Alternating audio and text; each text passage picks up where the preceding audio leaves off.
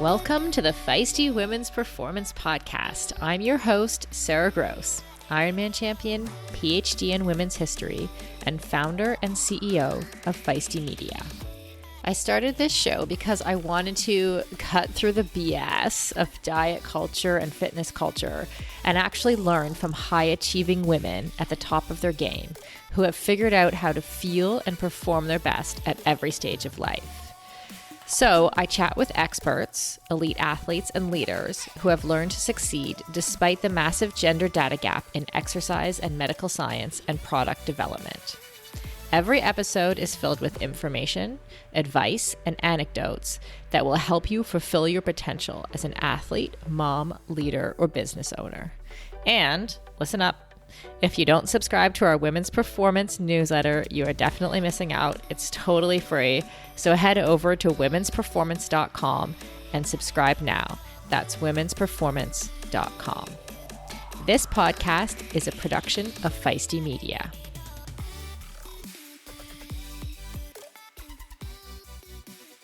Hi, Feisties. Happy New Year. I am so excited about 2023 and what it will bring. But to get started this week, I have a little game for you. So I'm going to list 5 menopause facts, and you keep score just in your head for yourself of how many of those facts you already knew before I said them. Okay, ready? Number 1, menopause happens in one day. Number 2, perimenopause typically happens over 5 to 10 years.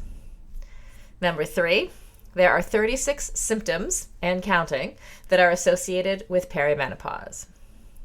Number 4, women often suffer from hormonally driven anxiety during perimenopause. And number 5, lifting heavy weights or lifting heavy shit is one of the best things you can do for yourself during perimenopause. So how'd you do? I have to say, before Feisty Media started, Feisty Menopause and the Hit Play Not Pause podcast, I would have got 0 out of 5 right on this list. And partially for that reason, I wanted to do an episode of this podcast filled with everything a younger woman should know about menopause. So I thought, who better to join me than the one and only Selene Yeager?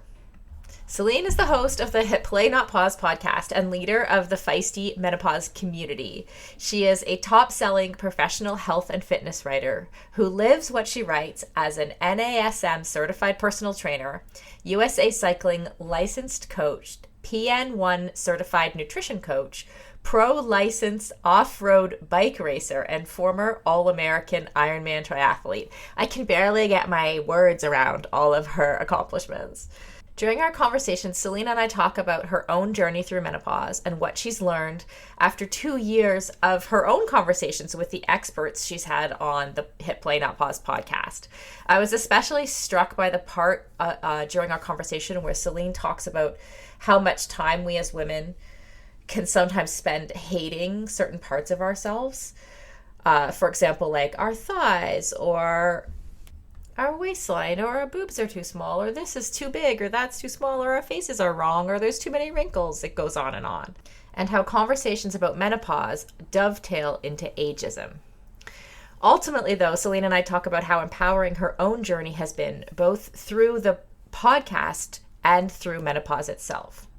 If you are a man or a woman under 45 and you are listening to this, please don't switch it off thinking it's not about you. I'm 46 and I wish I had a resource like Selene, so I could have been more educated when I was younger to help myself and the women around me. But before we hit play with Selene, it's a new year and I want to give a shout out to our sponsors. So Inside Tracker has been with Feisty for over 2 years now. And the info learned from the blood tests has helped me stay healthy over the last 2 years for sure. And also Prevenix, who really are the only supplement company, honest to goodness, I have ever fully trusted. That's what it's taken for me to trust a supplement company, because there's so much BS in that industry, is to actually know the founder and CEO myself and hear about his process of creating the products. I use their vegan protein powder every single day because I know as we age, we need more protein as women. So that has been immensely helpful to just sort of like dump and shake every day. And the immune booster, especially in this kind of like COVID, post-COVID age where we all seem to be getting the flu and respiratory infections, et cetera, et cetera. And just as a reminder, if you haven't already, sign up for our newsletter. We will put the link to do that into the show notes. Every week we release an article that will help you feel and perform your best, and then we deliver it to your inbox. Aww. And of course, make sure you subscribe to the podcast on your podcast app and leave a rating and review. It really does help. So Happy New Year again, Feisties, and let's hear from Selene.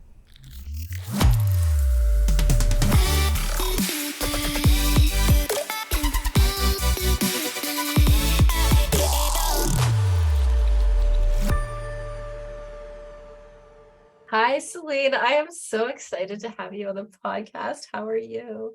I'm well. How are you? It's good to be here.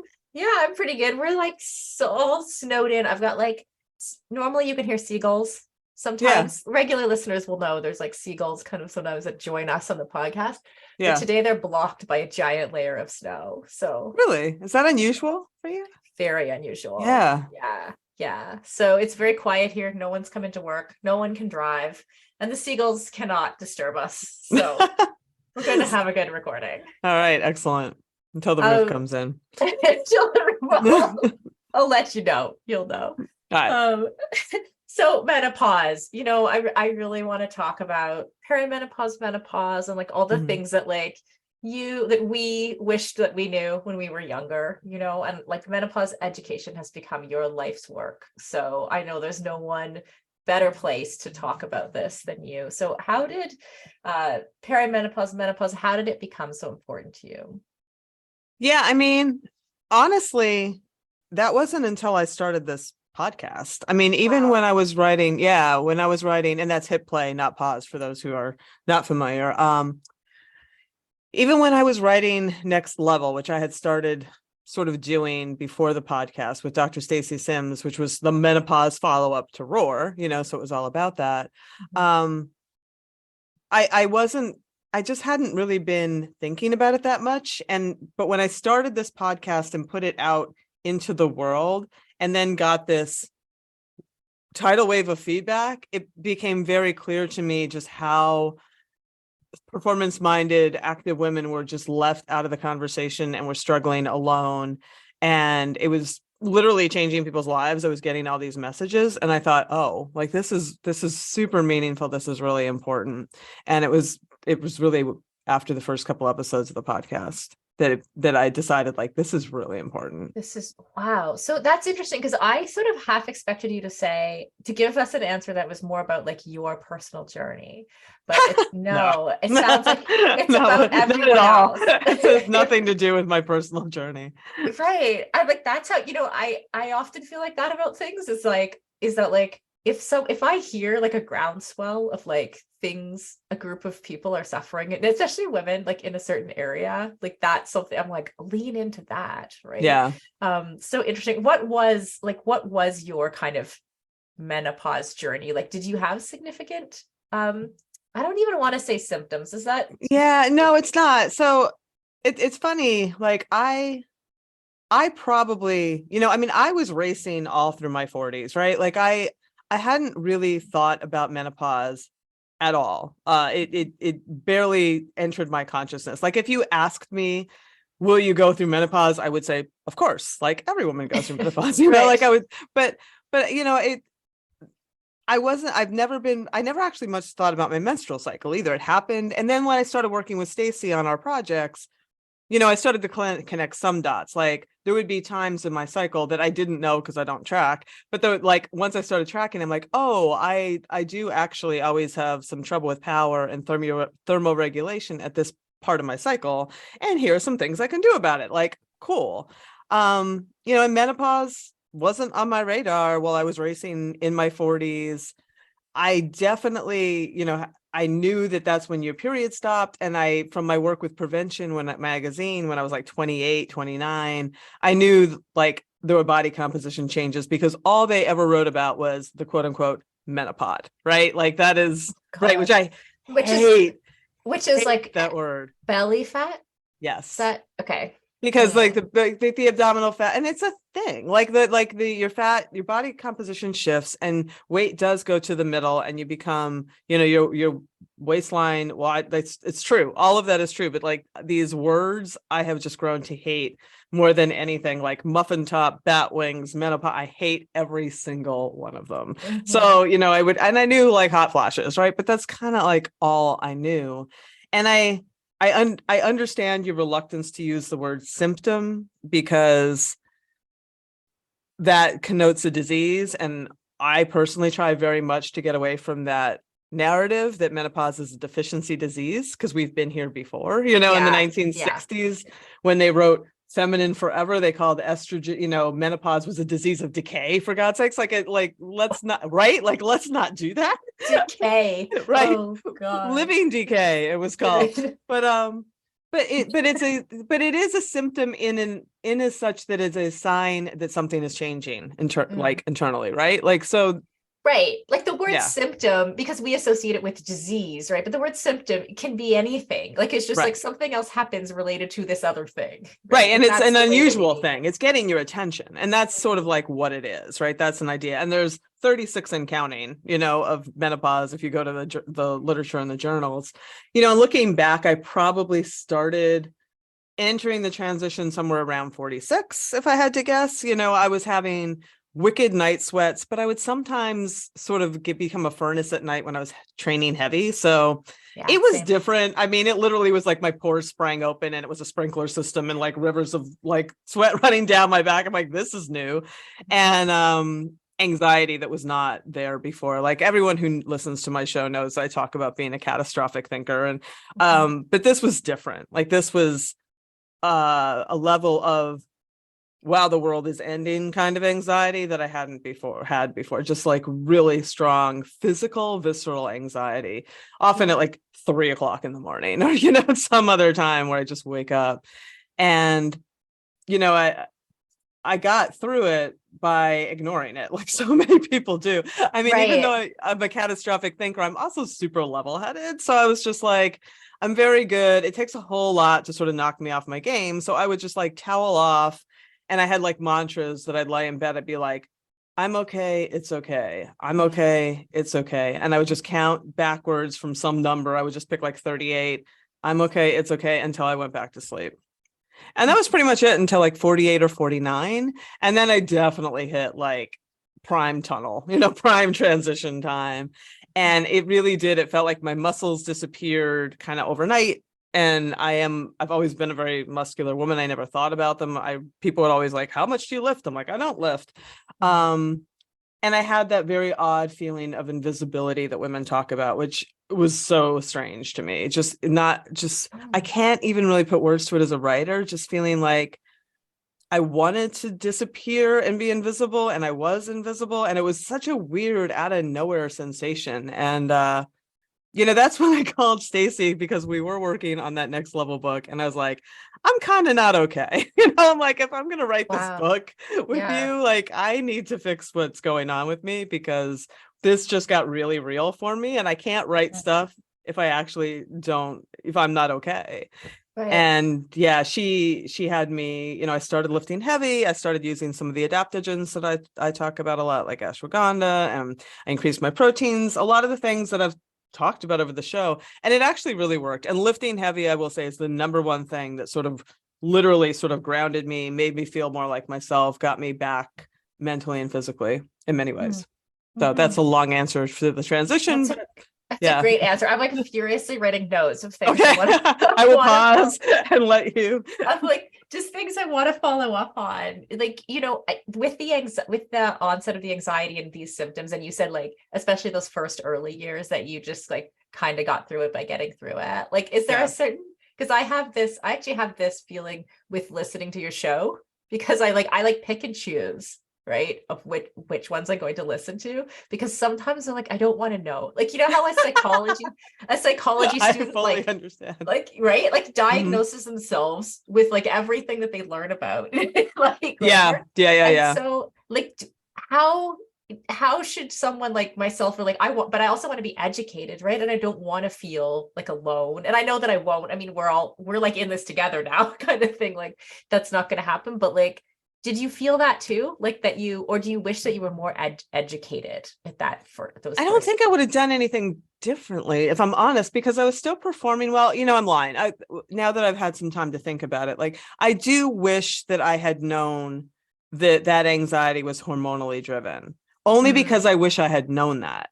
mhm. Because, and I hear this on my show a lot, like it's not like it would have made it go away, but it would have made me understand it and made it better. Like once I understand something and what the Yeah. genesis is, it's much easier for me to sort of go, oh, I know what you are, like I know where this is coming from and like deal with it on a logical level. But Yeah. not knowing, I just was like, I might be losing my mind. This is great. And I do, Right. I joke, but there is some mental illness in my family. My grandmother on my mom's side was quite mentally ill, Mhm. and she really came undone during menopause. And my mom and I are always like mental checking ourselves. I'm like, everyone all right? You all right? I'm all right. Right. Let's not. So there was definitely part of me was like, I'm not digging this new state of mind. And it would have been nice just to know that, because it would have made me feel better. I would have been like, okay, like I know what this is coming from, and I'm not losing my mind. I'm having like these hormonal fluctuations that are causing this. Yeah. And I would have started lifting heavier sooner. Like Yeah. 100% would have. I mean, I never did, because I just didn't see, like I said, I've always been pretty strong, and I didn't see the utility of that at the time. I could just ride my bike 30 hours a week and everything was awesome. Mm. And the muscle is harder to maintain. It goes away faster. And I would have taken to that a little earlier, just because I also just didn't know how awesome I would feel doing it. Like I really felt very, very great once I started lifting heavy. Right. Yeah, I think I'm so glad. Like, first of all, I'm just so glad that you like that we're having this conversation now, and that we started the podcast 2 years ago for the exact same thing that you said. Like when I started to have those anxious feelings, like I would wake Mm, up. We talked about it. I wake up with some anxiety and some anger. yeah. I was able to identify right away And what it that's was. helpful, right? I mean, you still feel it and you Yeah. don't love it, Mhm. but I've had guest after guest after guest tell me that like that is the relief they feel. Like, so just listening, they're like, oh, okay. So Mhm. it's not like it really won't make you feel that thing. Like, I don't have all 30 set, like my skin doesn't feel like it's crawling. I don't have rage. I mean, there's lots of things, Yeah. but it's nice. Like I do have some tinnitus that is new, and I like that is something that can happen too. It's just Mhm. nice to know the things that you're experiencing, where they're coming from, because then you can just sort of move along with your life or get help, and we'll Yeah. talk about that later, I'm sure. Yeah. But um yeah, so I would just say just listen, because it's just interesting. I find it just interesting. Like I'm a science geek, and I find all that information really interesting, Mm. and it makes me more understanding of other people, who are going through all this. Yeah. Yeah, for sure. And then you mentioned the invisibility piece, which like I think I just kind of had an aha moment as you were talking earlier. This goes back, so this goes back a couple of questions, but I had written No, it it's no down problem. because like I didn't realize, I think when people talked about women as we get older becoming invisible, I always put that into a culture category, as in Hmm. like the way that we see women age, we see it Yep. more negatively. We're not so that therefore we're being looked at differently on the street or in social Right. in Right. situations at work, etc. So like I always saw it like that. The way that you described it just now was more like there was an internal something that happened with you like late in your 40s that was like suddenly you felt invisible. Like, did I hear that right? You heard it 100% right. And that's what was so strange to me. Mhm. Um, and it's funny because I like on my 50, I think it was on a big ride I was doing on my 50th birthday. I actually took a selfie on top of this uh, weather tower that I climbed up to the top of. And it, I wrote all about it. I'm like, Mm. it was like the rug being pulled out from underneath me, but it was 100% internal. It was 100% internal. And it was a Mm. very, very, because I'm a really out, like I mean, I'm a little complex because I'm kind of shy and introverted, but I'm also just out there, and Yeah. um I suddenly just didn't want to be out there. And that was new. Like that was a Right. very new thing for me. Yeah. Interesting. Yeah, I just had never thought of that before, that it can be like something personal that's maybe related to some kind of shift that's Yeah, happening. no, it's definitely, I mean, I have a lot of perspective on that now. Uh-huh. And I think, if you go back and like look at writing about, especially feminist writing about menopause, and it is like this time of like coming into your larger power and becoming the woman you were meant to be. You Mm, hear all about that, like that nurturing part is shed and you're just, now this woman comes out and it's, what are you mhm. going to be now kind of thing. And I think there's that, maybe that slipping away internally is part of that process of being like, okay, this is this person that I have been, and I'm going through this transition to become this other person. And I need to go into this little bit of quiet and solitude Mhm. inside to figure out what she looks like on the other side of this. Yeah, I love that. Okay, and some of the, because we talked about symptoms and we're talking about your journey, but like, what were some of the positive outcomes for you now that you are on the other side?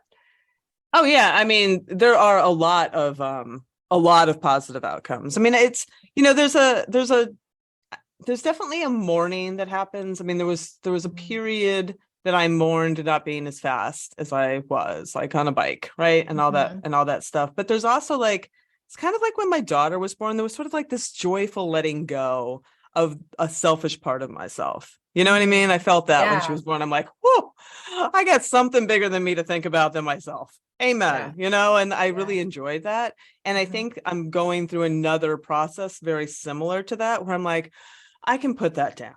Mhm. Like I can finally, because for a while I kept trying to write this piece for bicycling and I never wrote it, and it was called Speed Trap.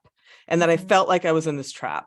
And like as long as I was winning Mm. things or fast or at this whatever, I couldn't stop, because then who would I be? And I was all wrapped up in that.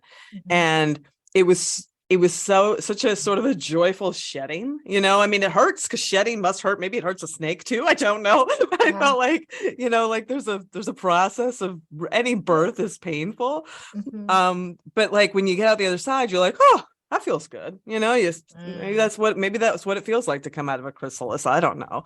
But it definitely was like, I'm calmer, I'm happier, I have higher purpose.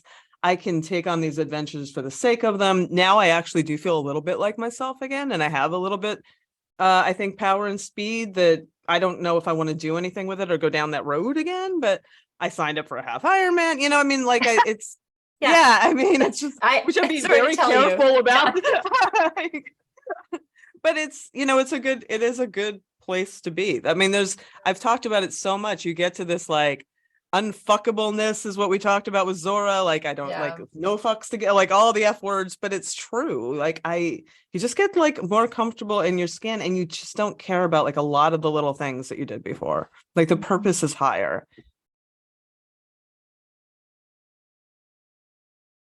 You're And welcome. there's not I am here to I shine. it's funny, like I often feel like when I have guests on it, like I just want to stop and say thank you, like when you're sharing something so important. Like I think Right. that was so important. And 100 episodes of hit play on Yes. pause, Yeah. right? More Like than now. Yeah. yeah, we're well over 100, especially like this will come out January 2023. We're probably 112 or so episodes in. You've probably learned like a hell of a lot, right?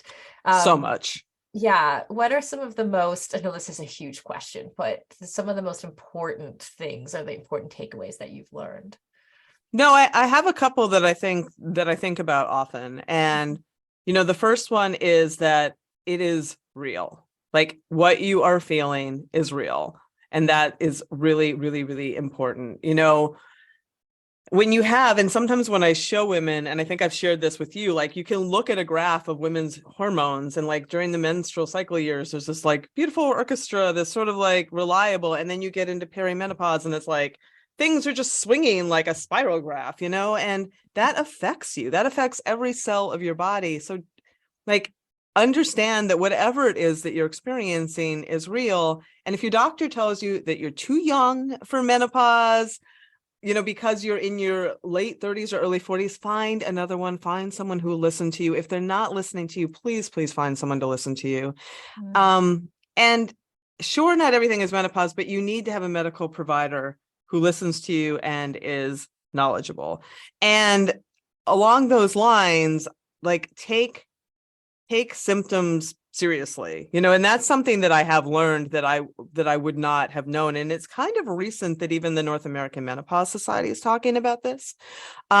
Severe hot flashes and night sweats, especially, but there was just a study I wrote about yesterday that shows more symptoms are related to disease process. If you have like so many symptoms that your life is being disrupted, there are people who have hot flashes on the hour, every hour. There are people who have, like Oprah just talked about, heart palpitations all night that make her feel like she's dying. Like those kind of really severe, those kind of really severe symptoms have been linked now to an increased risk for cardiovascular disease, white matter hyperintensities, which are lesions in the white matter of your brain that are early markers for cognitive decline, depression, memory issues, all kinds of things. So it is worthwhile, if you are having symptoms that are very disrupted, going and getting help. There are hormone therapy is very safe, especially within this transition. Non-hormonal therapies, there's a bunch coming out that I just wrote about. They'll be out in the new year, and that article on them will be out in the new year, called Candy Neuron. They found these neurons that trigger a lot of these, vasomotor symptoms that get them in the brain where they generate, which is really interesting. But just like, don't tough it out, because if you the research is still being done to figure out the cause and effect in the chicken and the egg. Like maybe because your life is being so disrupted, your sleep is wrecked, and that's causing all these knockoff health consequences, right? And if you can take care of one thing and get sleep and be all like, that takes care of the rest of it. Like they can't kind of tease out like what the cause and effect of it all is, but definitely, take those symptoms seriously. Don't just buy a fan and suffer. Like, just don't do that. Yeah. And the last thing I would say is I feel so bad. Like a lot of women, they go and they hear from their doctors like, oh, it's all stress. And we hear a lot of stress. And yes, it's really important to get a hold of your stress for many different reasons. But women, I think about this a lot, like women are built to take a lot of stress. We give birth, we carry children, we are providers of much. We are literally built to survive famines and pestilence, all kinds of things. Like so like, it's not everything is just, oh, honey, you're stressed. That makes me a little bananas. But anyway, that's it. Yeah. And, if you combine that, or like take the intersection between what you're saying and like, there are studies that show that like women's pain is less believed by doctors. Yes. Black women's pain, or women of color's pain. Like, like think about what that intersection could mean, right? Yeah. Like you just might not get the best support sometimes. Yeah. And I have women, I've had a woman on the show, and she was so grateful that I just believed her. She was just like, she just has not had a good night's sleep in years. And she, she's like, my bedroom is like a cave. I turn off the screens. I've got earplugs, eye mask. I'm using all these things. I get up, I look at the sun, I do exercise, and she's like, and I still don't sleep. So please stop talking about sleep hygiene. And I get it, like I totally, I understand that a lot, especially in our audiences, a lot of these women, and was another reason I started the show. A lot of people are already doing all those things. They really, really are. And sort of like saying, well, are you really eating right? Are you really exercising? I think is a giant disservice to people. Yeah. Yeah, absolutely. What are some of the moments that have like affected you the most? I've been with you at a few moments where I'm like, where you're deeply affected by some of the things, like some of the feedback that you hear from the audience. Oh, I've cried on the show like numerous times, and I get this feedback from people who are like, this is. And it's hard for me to even say because it sounds so hyperbolic, but I mean, they say like, this has changed my life. Like, so, like I finally understand what's wrong. I've gotten help. I'm back, riding my bike and doing things. And that's so, so satisfying. But, and certainly the shows where body composition comes up and struggles with identity, those like, I think touch me a lot because hearing women hate themselves so deeply is so hard. It's so hard. Like, I think about that, Sarah, all the time. Like, we have what, 80 some years on this planet, and like, how many are you going to devote to hating your thighs? How many? Tell me. Right? Like, it's soul crushing for me to think about that. Like, how much energy women expend hating themselves because of like ripples on their thighs or extra padding around their middle. I fucking hate that. It's exhausting. Yeah. And even like, as I'm thinking about it, like, younger women struggle with that. Right? Oh, yeah. So then you like layer on perimenopause, and all of those things are going to be exaggerated and feel worse. And like, it's just, that is kind of devastating. Yeah. I mean, I love like the Genie Halls of the world who are like, just get rid of the mirrors, man. Just live outside and live through your body. I'm like, yes.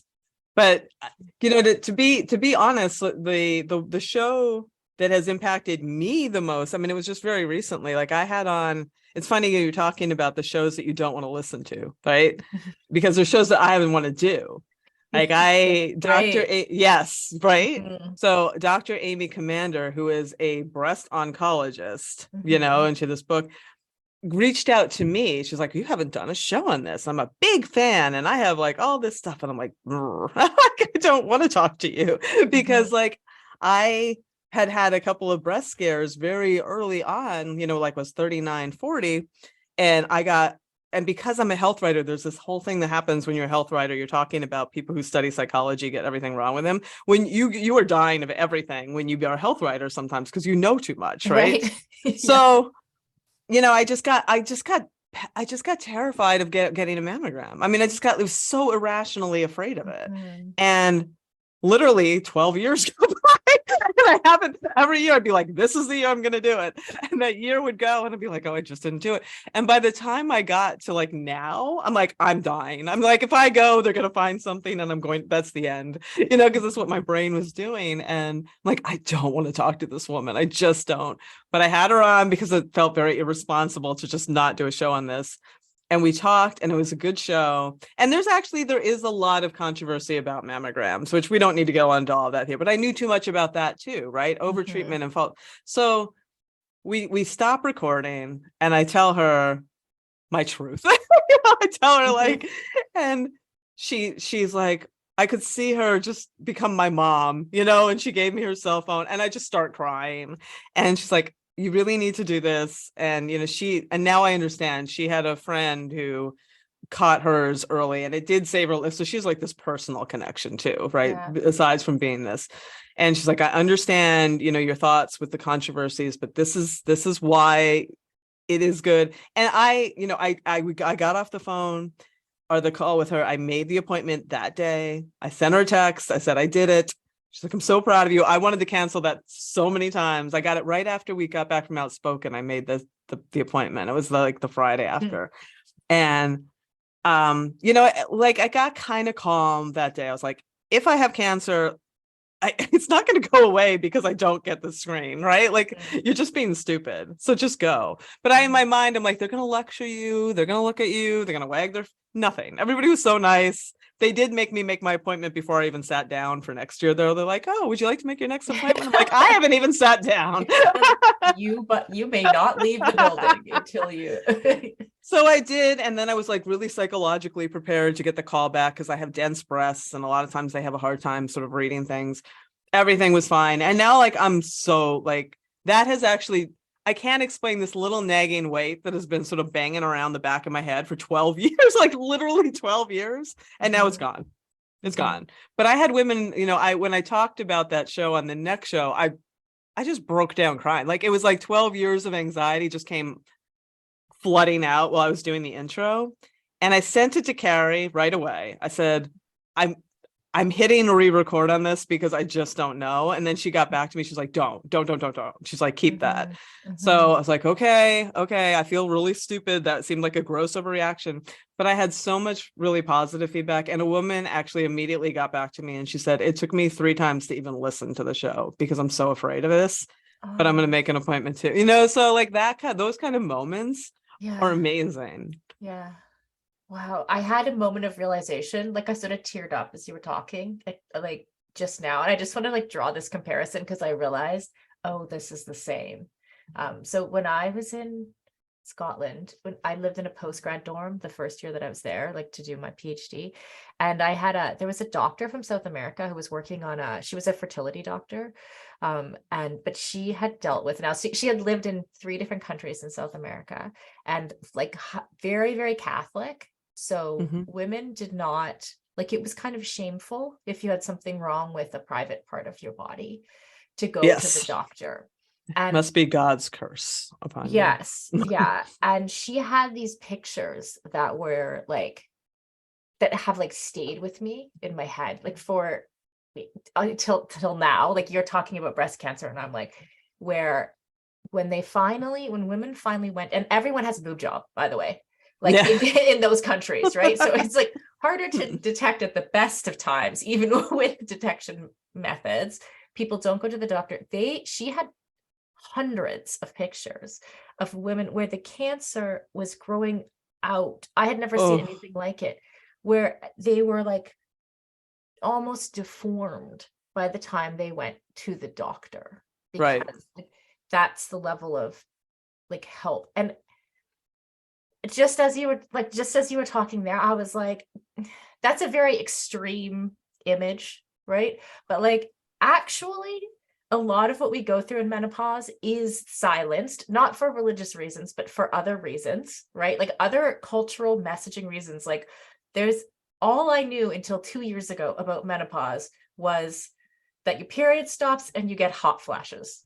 Yep. Like that's all that I knew, right? And that's so much. And like you're seeing, I forget, 37, 38, 36 symptoms. Like they keep growing. Yeah. However many, like I knew none of it. And 2 years later, I'm actually experiencing anxiety and probably would have thought that I was having some kind of mental issue if we didn't have your podcast. And that is not different.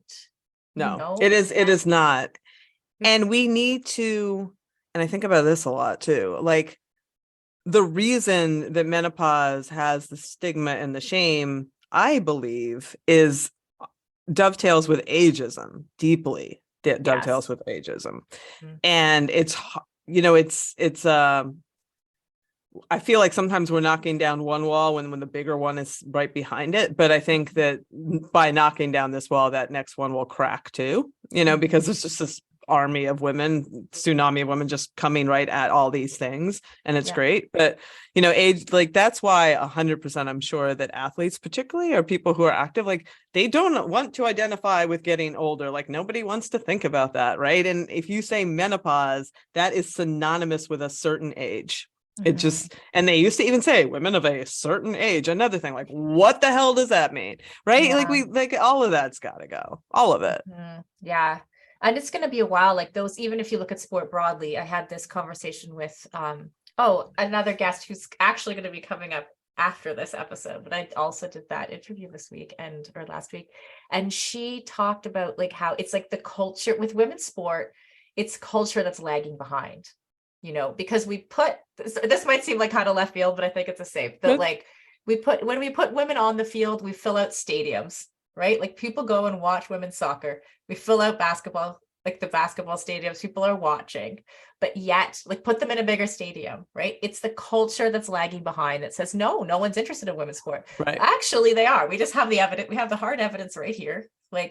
And people are watching, people are attending, people are buying tickets, and yet we don't put them in the bigger stadium, right? Like it's a culture piece that always just takes a little bit longer because like we talk about building an empowering culture for women. Like how do you change culture, right? When you're in charge of it. That's what I mean. But it is. I mean, when you have, and I am not like, there's some people in the sort of the menopause sphere that write a lot about the celebrities and a lot about the celebrities talking about menopause and that. And I've never been a celebrity culture person. It just isn't that interesting to me. However, I mean, I do recognize when you have like this generation of women who are still viable and still in the industry and powerful and have positions talking about menopause, that is how like the culture actually starts to shift. I mean, that it is important in that regard.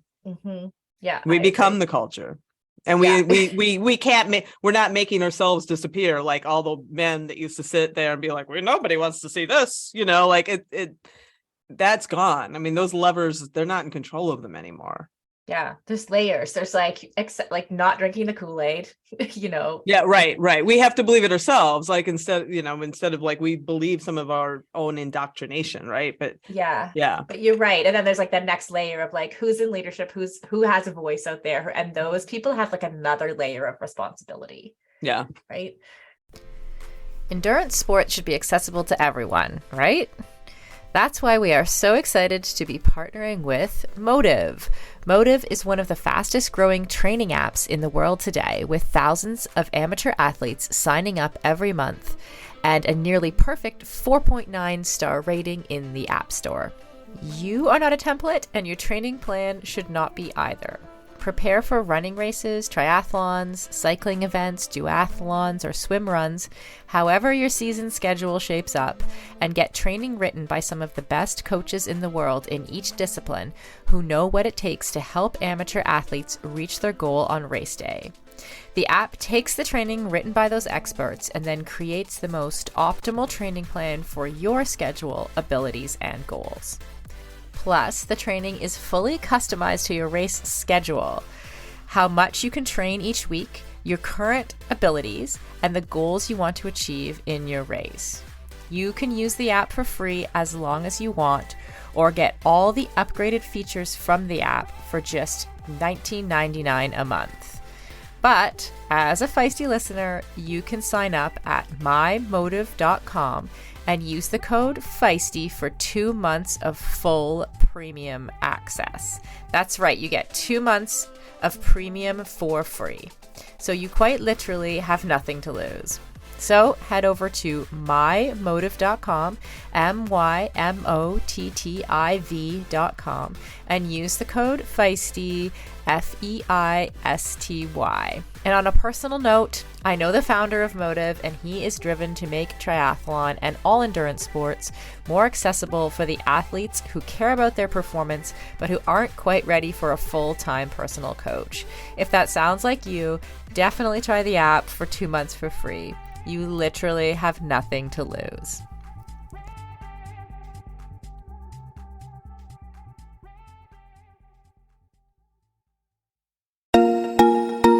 As a lifelong runner and triathlete turned CrossFitter, I am stoked to announce that the athletic eyewear brand Tifosi Optics has joined us as a partner here at Feisty Media. Tifosi sports glasses hit all the marks for athletes. They're shatterproof polybicarbonate, so the lenses not only reduce glare, but also offer scratch resistance, which I 100% need.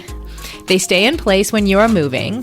The hydrophilic rubber nose pads actually get more grippy the more you sweat, so they are secure and don't slide down your face even when you're running in hot conditions. No matter what sport you do, Tifosi has shades for you. Whether you love tennis, fishing, pickleball, running, cycling, or just hanging out on the beach. They are super reasonably priced, which I love, so I can have multiple pairs that go with any outfit. And of course, Feisty listeners get a special discount. So head on over to tifosioptics.com and use the code FM20. FM as in Feisty Media to get 20% off your order. That's FM20 at tifosioptics.com. I'll put a link in the show notes to make it easy for you.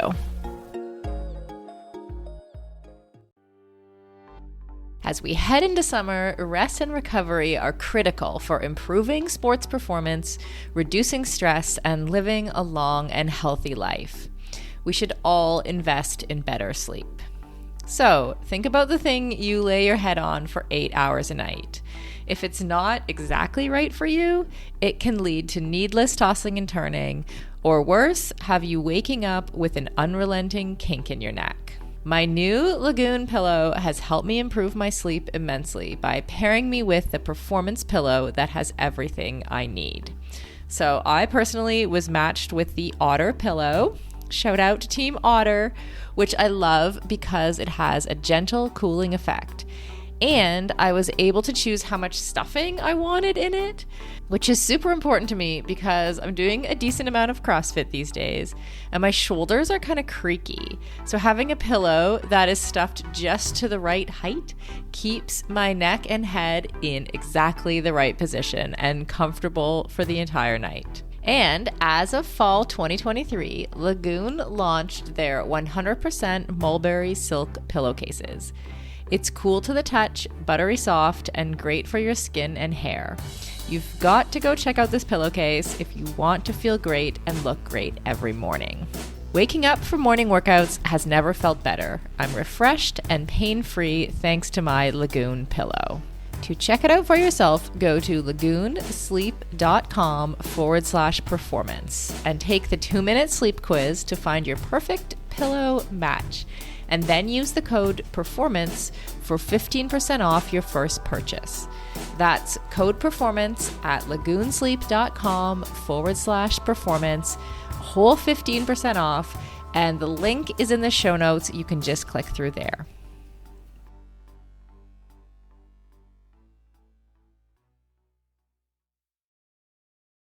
Okay, I don't know how to go back to like a lot of the questions because that was so impactful. A hormone replacement. I think we really need to talk about it. Yeah, big topic. A lot of like mixed views, I can imagine. What's like from everything that you've learned the last couple of years, like what's your take? I wish we would stop fighting about it. I mean, we're at this place where we're fighting a lot about it, and it's gotten to this really strange place where you have some experts at like one end of the spectrum asserting that menopause is a deficiency, like we talked about before, which is not new, as we've mentioned before.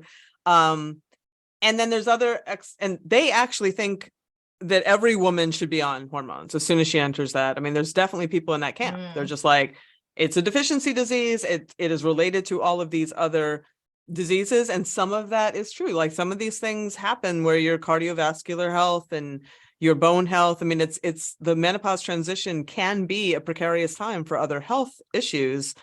I agree with Dr. Carla DiGirolamo. That's why fitness and other nutrition and lifestyle is the foundation of menopausal health. Like it makes you sort of like step up and do some of the work that those hormones have just sort of done for you, most of your life. I mean, I think that's really, really important, and we can't understate that. But that's not to say that, hormone therapy doesn't have a place. Like there are definitely women for whom it is a godsend. But then you have like these other people who think, no, you're sort of giving in if you go into hormone therapy and it should all be natural. And that's not true either. It's like, and then you have like all these confused women sort of sitting in the middle. And the research it's really, really confusing. It's very, very confusing because hormone therapy is not a monolith. Hormone therapy comes in different forms and formulations and dosages. And are you getting estrogen and progesterone and testosterone? And how are you taking it? Are you taking it in a patch? Are you taking it in a pill? Like all that stuff really matters. How far are you into menopause? Like all of that. What are your receptors like? Like all of that stuff makes a huge difference. And it's incredibly difficult to expect any one study or any 20 studies to tease that out. It's going to take some amount of time because they all have different effects, as it, bioidentical hormones are different from, synthetic hormones. And it's, it's just, I think that everybody needs to like be able to have the information about like what hormone therapy is, all these options available. And this is what I try to do is show like, this is what the science shows. And where the arguments start to happen, Sarah, I don't think anyone is arguing about whether or not hormone therapy is helpful for a lot of these symptoms, especially the hot flashes, the night sweats, and that kind of stuff. Like that is kind of, unequivocal at this point. It's the gold standard treatment for those kind of symptoms. Where people tend to be fighting now is that there are people who are prescribing, and I just wrote about this, like there's some clinics in the UK that are prescribing hormone therapy at twice the recommended dosage, like, which is, in my opinion, irresponsible. And actually the British Medical Society just came down pretty hard saying the same thing, as of all the societies, but because they believe that if you put these hormones back, you'll prevent these metabolic diseases, right? You'll prevent the cardiovascular disease and the dementia and the diabetes. And there's some studies that show like, okay, like maybe it is protective, but there's also studies that show it's not. And that's why you have like the actual associations, like the Alzheimer's Disease Association and, the American Heart Association, saying we are not endorsing these as primary prevention because we're not seeing that, but that's where the fighting is happening. And I think that when I take a really logical, common sense view of it, I'm like, okay, like look at your health, like look at what are your symptoms like and what is your health like. Now let's start making decisions. Are you otherwise doing those foundational things of in your nutrition and in your lifestyle and in your exercise? And what is, get your blood panels done as far as your lipids and your cardiovascular disease risk, and sit down with a doctor and make those informed decisions. And they don't have to be forever. They can just be for a time. But I personally have not taken any. I never really felt like it. I never felt like I needed it. I felt pretty happy. I feel really good now. And I'm like, why would I upturn this apple cart and introduce hormones into my system? Because they're not without consequences. I've had women on the show who have had suicidal ideation on, because of the hormone disruption. I mean, it can be disruptive in and of itself, and it can be some trial and error. And if I don't feel like I need it, then I'm not going to go down those roads. I do take vaginal estrogen. That is, it's not systemic, it's local. And I use that with Reverie because I'm on my bike for 12 hours a day and like, it makes me way more comfortable. But, that's where I come down on it. Mm-hmm. You mentioned trial and error. And I remember listening to one of your episodes and realizing that, it's probably like, if I ever felt I needed to go down that road of hormone replacement, that there was probably going to be some kind of trial and error, or that like, do you know what I mean? To figure out the right, I don't even know what they are. They to figure out the right amounts and the right thing for me with my doctor, right? And that feels like a bit of a hurdle, I fully understand it, because it kind of is. I mean, but if you need, I mean, I feel like if your life is being disrupted, it is worth doing some of that trial and error, right? Like finding a good doctor. And and some women get it pretty well right out of the gate, but there's progesterones, that like that mood impact. It's just sort of like the pill. Like some women don't respond super well to the pill, right? Like hormones are not inert. They're powerful. They have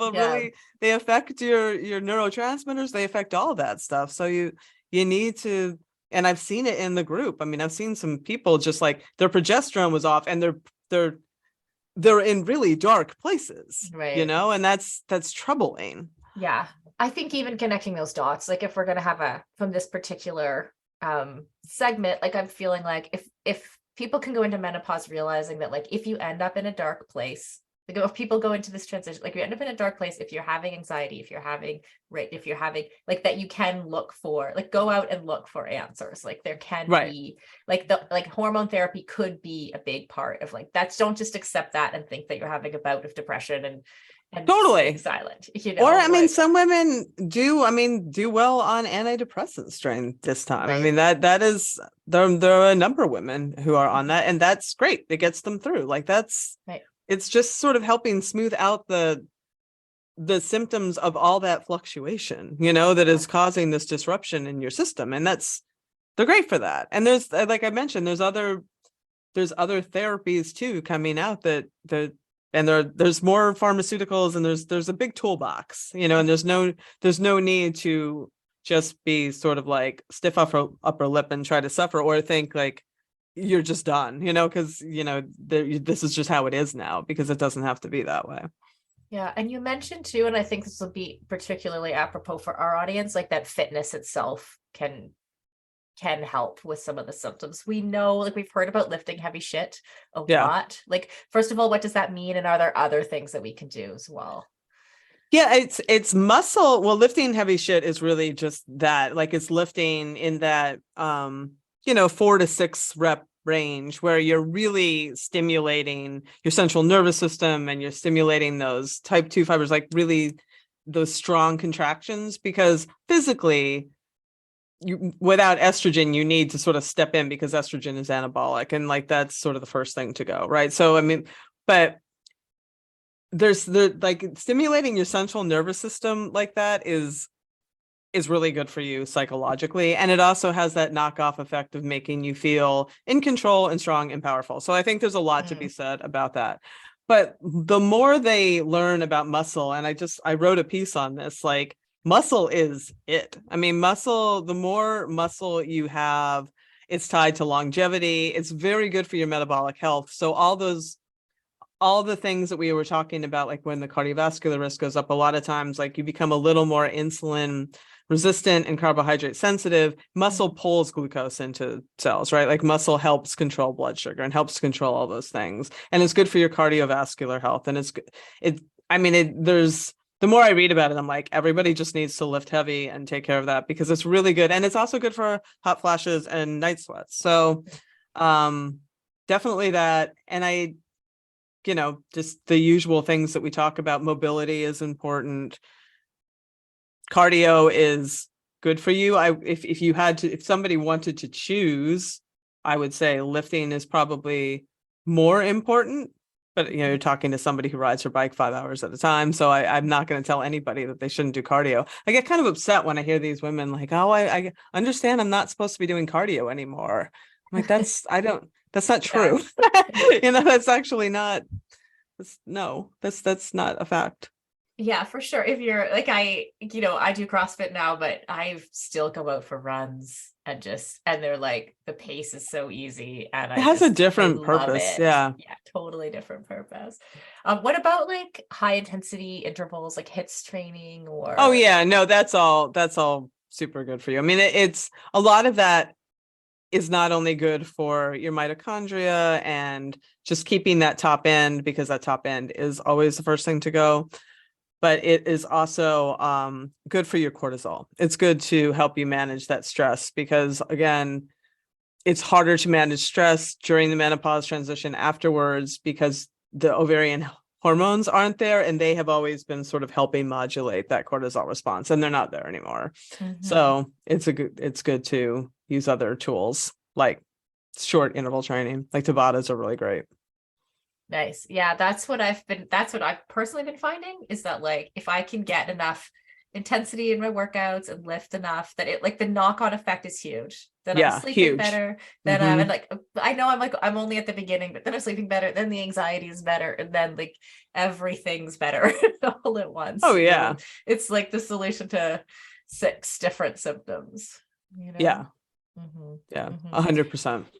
Okay, let's talk about how we support women better. Like, what do you think we can do, especially with some of the mental health things? Like, what are things that, like, I don't know, individuals could do to support women better? I think we've talked about a lot of them. I think listening, believing, and just if everybody is, I think one of the great things that happens, say, in like the private hit play not pause group is that it's a quite educated and informed crowd. So the level of assistance they can provide each other is amazing, and that's very cool. So if you take the steps to, seek your own knowledge and elevate your own education about the transition, then you are better informed not only to help yourself, but to help the woman next to you. And I think that is very useful. And just to be open, the more open that we all are and the more we share, the more normal it becomes. And it's that's a huge part when you're not feeling like you're alone and you can't talk and maybe you should be ashamed. That's not useful for the mental part of all of this. Yeah, I was just thinking of like this has happened probably 3 different times where I've been in conversation with someone and they're asking me how I am, or we're having some kind of conversation, and then I'm like deciding whether I should bring up the perimenopause thing because it's affecting me, it's affecting whatever I would have otherwise. I would bring it up, but I'm not sure if they're going to be able to handle it or have heard it before. And so I've just like a couple times I just kind of said it, I'm in perimenopause. There's like my hormones are affecting me. It makes me feel anxious. I'm doing this, like, and I'm doing this differently. And on 2 out of 3 occasions, when it landed, I was like, he wasn't ready to hear that. Like, and then later, right? Like, it's just like, if someone's hearing something for the first time, it's like, oh, give it a minute, right? And then later, same person, two different people, same person, like, was later say, oh, Sarah knows about that, like where it landed. That's so funny. They're like standing somewhere going, oh, yeah, I've heard this before, or it would come back to me with a thought. Like they just needed a minute to go away and go, wait, like, do I believe that her anxiety is related to perimenopause? Like maybe they just didn't believe that off the bat. Maybe they're just like, no, honey, you need to think that you have anxiety. Like, because that's the fear, right? And they're just like confused and what, come back to me and say something that makes me know that like something landed and they've shifted their thinking. Right. So like, I feel like all of those little things, like, oh, this matters. And it like kind of empowered me to like keep doing that, because that's more cool. People that like when those people's wives or whoever like go through it, they'll be in a different place, just talking about it. Yeah. The men I have met have been wonderful, quite honestly. Like it's, and I give a lot of them grace, because I mean, if women don't know, men have no idea. None. And a lot of guys actually, like, men like to fix things, and you say something like that and they're just like like they don't even, like, I can just see them short circuiting. They don't know you've just shared something kind of personal and that's weird. And they can't really fix it and they don't know anything about it. And it's just like, I can just imagine like the internals, like just firing off. So just like panic. Exactly. Like, how about the jets? Can we talk about Totally. This is not comfortable, so, but like when I meet men at these races, I've had so many people just been like, man, you really helped my wife, or you really helped my girl. Like I've had such like lovely kind, like they're happy. They, he actually listens in the car with her, and it's been really endearing. Like that part of it I didn't expect, and it's been actually very endearing. Of that, when we were talking about doing this episode in the office here, and we asked like the younger, we have between 3 people between 24 and 30 working here at Feisty, and said to them like, is there anything you would ask? Is there anything that you want to know? And they're like, how do we prepare ourselves? So like, what would you say? Don't my first thing I wanted to say is don't worry about it. Like because I don't want that to be a knockoff effect of the show. Like I've run into some people who are like now afraid, they're just like, oh, this thing, and can I stop it? And I'm just like, what can I do? And it's just like, please don't make this another thing that you're worried about in your life. It's there's a lot of positives. Yes, it can kind of suck sometimes, but it's a, by and large, it's a journey you'll go through, and you'll go through it on your own terms, and things are going to change by then. God knows what they'll have at that point, therapies and understanding. I don't want people to get wigged out. I mean, like I said, like I would just say, lift. If you don't lift, if you don't lift, like start lifting, and just educate yourself enough that when you do start like you're waking up at 3 a.m. and you think that maybe you should build a bunker because the world is ending, like, hey, maybe this is not me losing my mind, but it's this hormonal process, and then start, thinking more about it. But for the love of God, like, don't obsess about it. Right. And like some of the things we talked about, like out of that conversation, were kind of things that people should be doing anyway. Right. Like, I think if you're someone who has any like mental health stress or pressure, right, like that probably, like from what we talked about, it probably would worsen, or it's maybe more likely to worsen during 100%. So, like, and they've shown that actually, like if you have had depression in your past, pay attention. I mean, Yeah, and and those things, like I've learned, because I've had depression in my past, like if you go through some kind of process to deal with that, like did psychotherapy, but Mhm. like whatever works for someone, like you have a bunch of tools in your toolkit, Yeah. right? Like later, when if something comes back, if you go through a hard time, if you have situational depression, it is like, hey, look at this, like I've done this before, I can, Yeah, 100%. That's actually a really great point. That's a great point. Because that's the kind of thing I tell my daughter all the time, right? Like Mhm. when you take the effort to get through like a hard thing, that has put a tool in your toolbox for the next time you run into a hard thing. Mhm. So I think that is good advice. I mean, just know yourself, just like Yeah. it's always good advice. And Yeah. lift. And And lift some lift weights. and lift and like have a lifting. I would say like I'm so glad I started CrossFit when I was 42, I think 41, 42. And I was Mhm. like pre any symptoms. I'm like, now I don't have to think about it. Now I know what I'm Right. doing. I Right, don't right, have to be right. like, I had no idea what I was doing. I was just like, I have no idea what I'm doing. well, to be clear, I still don't know what I'm doing, but like I'm comfortable. So it's Right. like, like I don't have to be in the No, middle that's of a like good a, point. When you're already feeling kind of vulnerable and whatever, like yeah, you're not sort of going in there like everyone is looking at me and I just want to disappear and I don't know what I'm doing. I don't belong here. Yeah, no, right. that's a good point. Yeah, those things. I just like, but then at the same time, it's like all people should do these things, right? Yeah.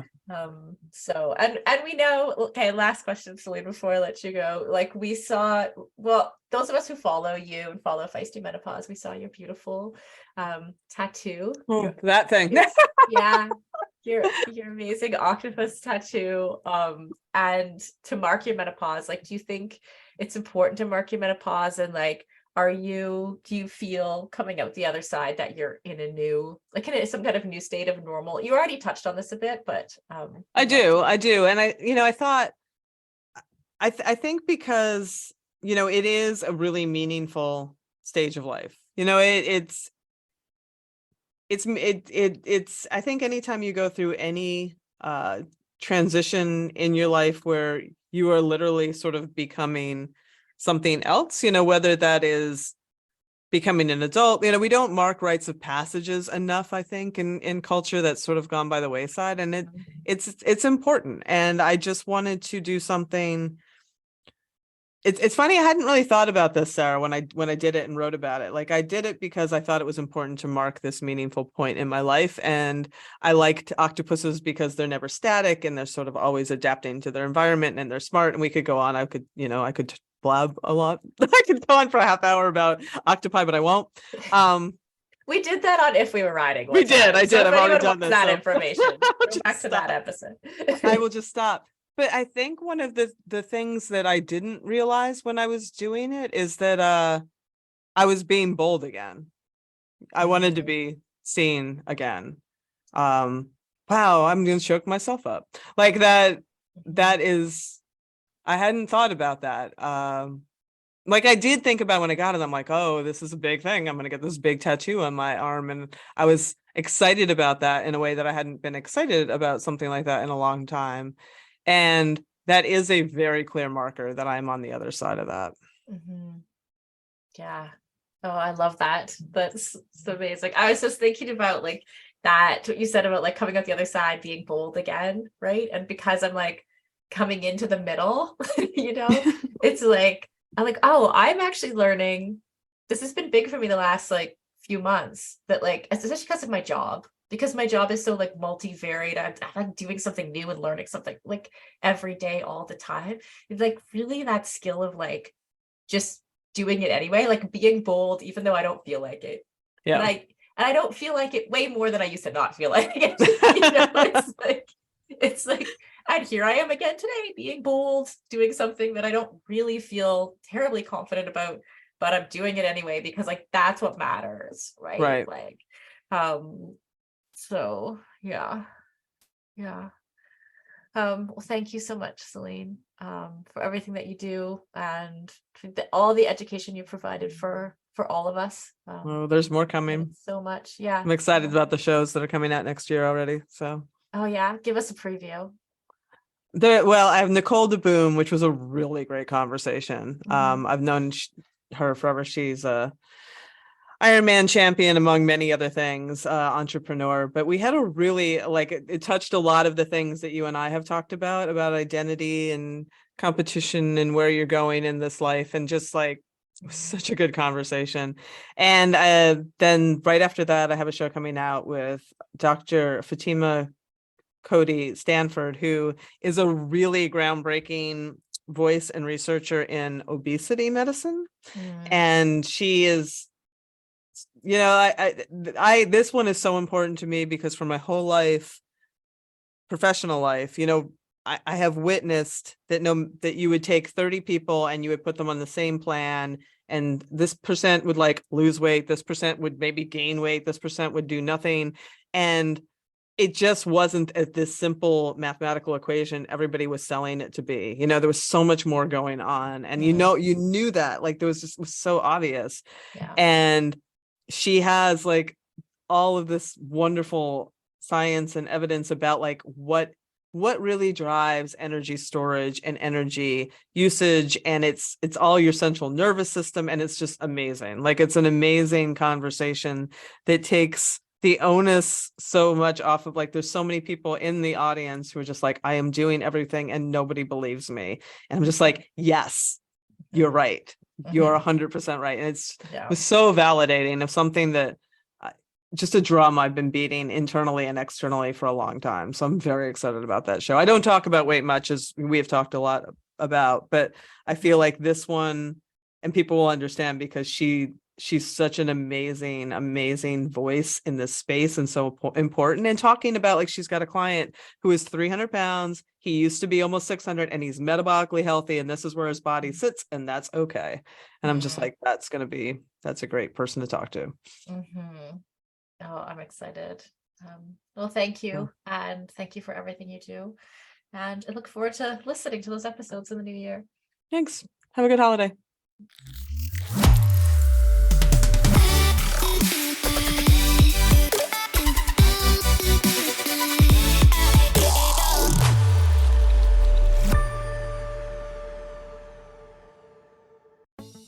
For decades, running shoes have been researched, tested, and designed for men. Brands have relied on the shrink it and pink it approach to sell male shoes to female customers. That's why we are so excited to be working with Hedas.